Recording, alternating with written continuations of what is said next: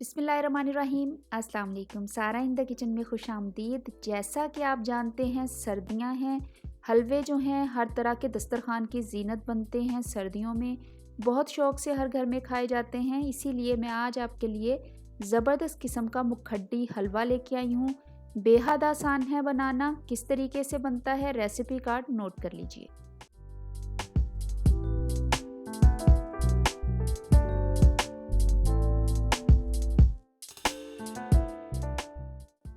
हलवा बनाने के लिए मैंने ली है 1 कप सूजी और इसको बाउल में डाला है। 2 कप इसमें मैं डालूंगी फ्रेश मिल्क के दूध के, उबला हुआ दूध है ये, और इसमें मैं इसको सोक कर दूंगी 1 घंटे के लिए।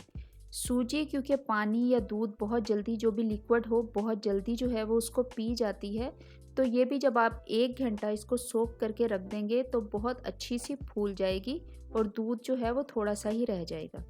देखिए 1 घंटे के बाद मैंने इसको हटाया है इसका ढक्कन, तो देखिए इस तरह से कितनी अच्छी सी सूजी फूल गई है और अब ये बिल्कुल रेडी है हलवा बनाने के लिए।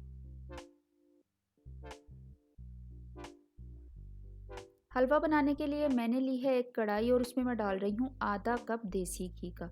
देखिए हलवे तो देसी घी में ही बनते हैं, लेकिन अगर आप ऑयल डालना चाहते हैं तो आप ऑयल भी डाल सकते हैं, तो आधा कप आप ऑयल डाल देंगे।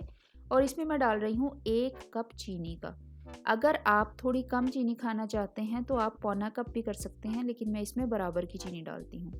अब इसमें शामिल कर रही हूँ सब्ज़ इलायची पाउडर 1 चाय का चम्मच, और आपने चीनी को घी के साथ इतना ज़्यादा मेल्ट करना है कि चीनी बिल्कुल उसमें शामिल हो जाए, लेकिन याद रहे जलने ना पाए, इसलिए फ्लेम को थोड़ा स्लो कर लें।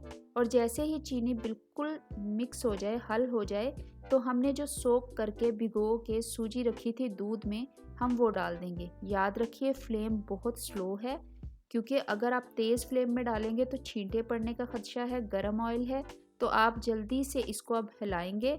और ये जो पॉइंट है, यहाँ पे आपकी जो सूजी है वो दानेदार बनेगी, जो कि मुखड्डी हलवे की पहचान है। जितना आप इस सूजी को भून सकते हैं आप उतना भूनेंगे।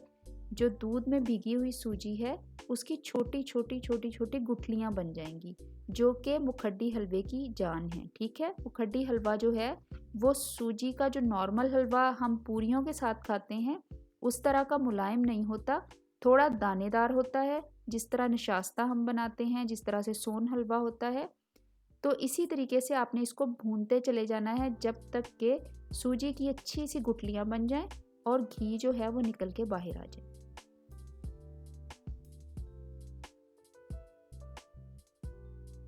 देखिए मुखड्डी हलवा जो है वो मियाँ वाली की ख़ास सौगात है।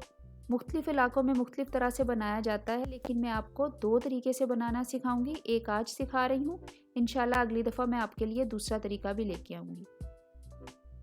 दोनों तरीक़ों से ही परफेक्ट बनता है और बहुत मज़ेदार है। जो भी तरीका आपको सूट करेगा आप उसको फॉलो कर लें। मैं इसको बहुत ही अच्छी तरह से तकरीबन 10 मिनट से भून रही हूँ, और दूध जो था इसमें वो पूरी तरह से खुश्क हो चुका है। इसका बहुत ही अच्छा सा दाना बन चुका है और घी इसने देखिए छोड़ दिया है। चीनी हमने इसमें पहले से ऐड कर ली थी। 10 से 15 मिनट आपने खूब अच्छी तरह से इसकी भुनाई करनी है। जितनी अच्छी इस हलवे की भुनाई होगी उतना ही ज़बरदस्त किस्म का ये हलवा रेडी हो जाएगा।